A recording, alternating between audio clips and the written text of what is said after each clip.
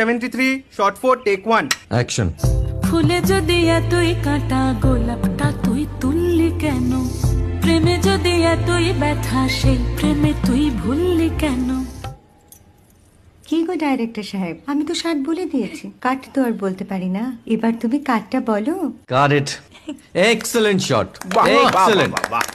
Madam আপনার সাথে একজন দেখা করতে এসেছে। নমস্কার। নমস্কার। বসুন।